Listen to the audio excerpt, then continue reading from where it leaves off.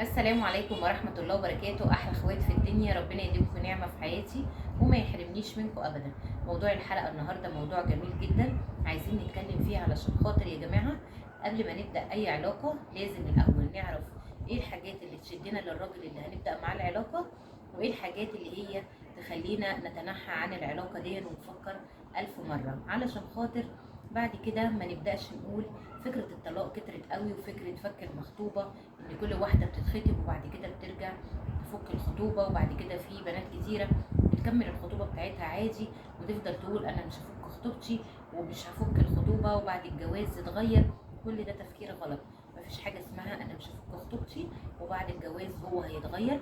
الراجل في بداية العلاقة يا جماعة هو بيبقى بعد الزواج ما بيتغيرش، لما بيفضل معاكي من الاول بيكمل معاكي بنفس طبعه للنهايه.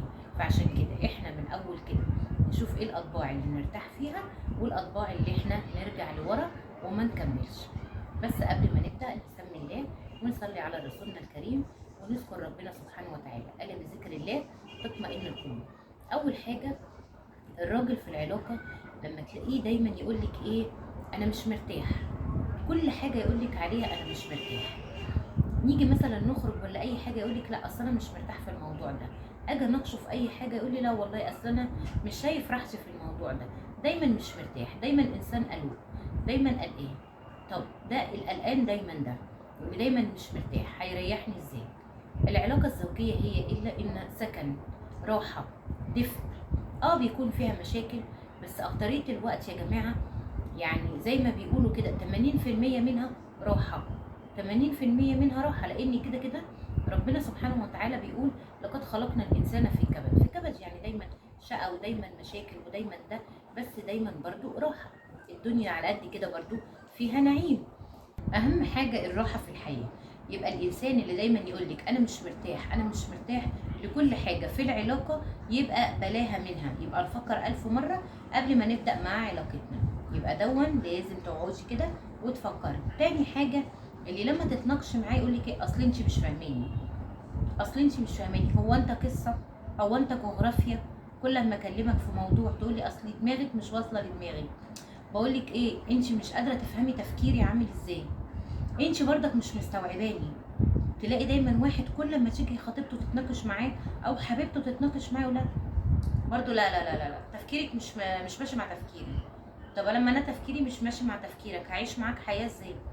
هجيب اولادي ازاي؟ هربي ولادي؟ يبقى انت ليك مثلا دماغ في تربيه اولادك وانا ليا دماغ في تربيه اولادي، يبقى احنا كده مش هنتفق مع بعض.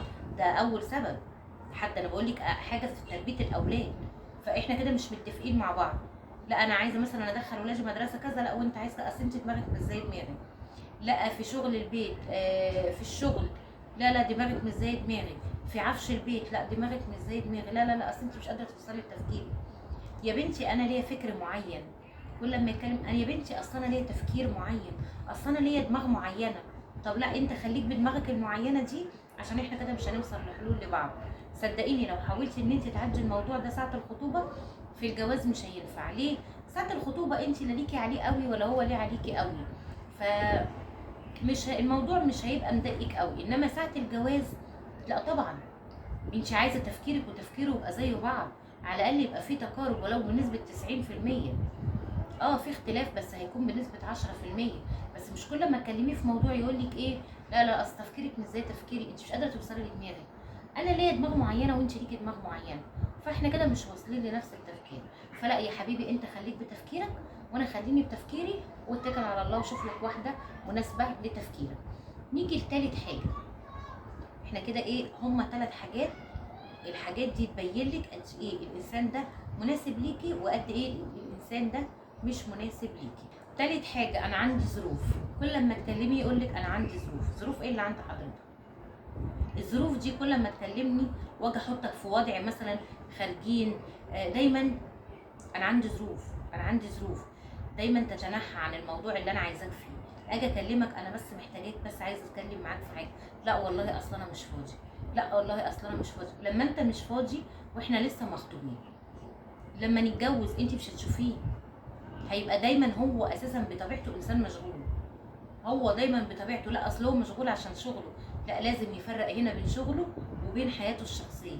لو الانسان حياته كلها عمل عمل عمل، شغل شغل، او اصحابه، وانتي مخطوبه، او انتي مثلا على علاقه من الاول، كل حاجه يقولك انا عندي ظروف، انا مش فاضي، اصل انا مش فاضي. طب هنخرج مثلا الاسبوع ده، ممكن يقولك الاسبوع ده مثلا انا مش فاضي، بس بعد كده يفضلي. انما الانسان اللي انت لسه في بدايه العلاقه ويقول لك انا مش فاضي، انا مشغول، انا مشغول، ما يتلهفش ان هو يشوفك او يقعد معاكي، العلاقه كده هتبقى فاشله. احنا بعد كده هيبقى عندنا جواز، وعندنا بيت، وعندنا اهله واهلك واولاد. خدي بالك، انت لما بتتجوزي المسؤوليه بتزيد ليه؟ لانك بتبقي مسؤوله بدل عن عيله واحده عن عيلتين. وهو نفس الكلام، هيبقى مسؤول عن عيلتين وعن اولاد. بمعنى ايه يبقى مسؤول عن عيلتين؟ ان هو لازم يكون متواجد في عيلتك، لازم يكون معاكي حد تعبان، حد لا قدر الله بيعمل عمليه، في فرح، في عيد ميلاد، لازم يكون معاكي في كل مناسبه تتشرفي بيه وتدخلي وتخرجي انتوا الاتنين مع بعض. لازم يكون متواجد معاكي، مشاركك في كل حاجه. ممكن موقف يعتذر عنه ويقول لك معلش روحي انت اعملي الواجب ده عشان انا مش فاضي، مره او مرتين، بس مش كل لما اكون رايحه لوحدي. انا مش متجوزه او مخطوبه عشان اعيش لوحدي، لا، علشان احنا اتنين.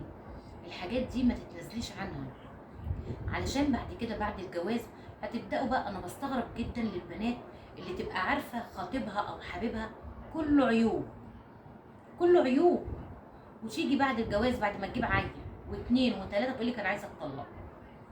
طب ليه يا حبيبتي؟ ما احنا لسه على البر، ما احنا اهو بنقول لك ايه العيوب ابعدي عنها. عيوب الراجل المذبذب ده تبعدي دايما عنه. ليه تستني لما تجيبي عيل واثنين وثلاثه ويا امي خلاص انا عايزه اخلعه وخلاص انا عايزه اتطلق؟ طب ما كمل الاول. علشان كده يا جماعه احنا بنقول احفظي واكتبي وسجلي في دماغك اللي احنا بنقوله لك.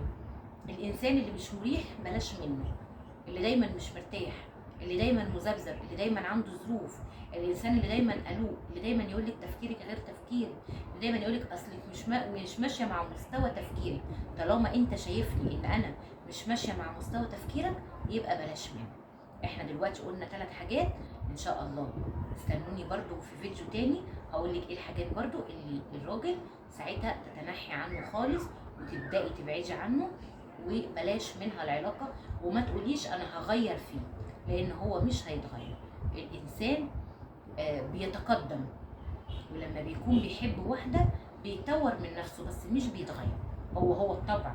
انسي ان تقولي واحد هيغير فيا حاجه او انا هغير في حاجه، لا، انت ايه؟ بتتحلي، بتطوري من نفسك.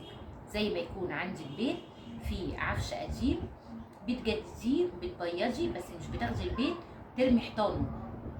لما بتعوزي تغيري في البيت بتعملي ايه؟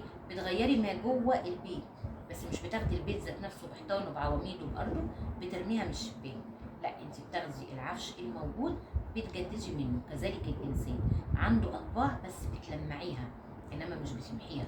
فاللي عنده طبع وحش ما بيتغيرش. الانسان بتتقدم بس مش بيغيروا اطباعها. فهمتوني؟ يا ريت اكون قدرت اوصل لك المعلومه. اتركك في رعايه الله وامنه، والسلام عليكم ورحمه الله وبركاته.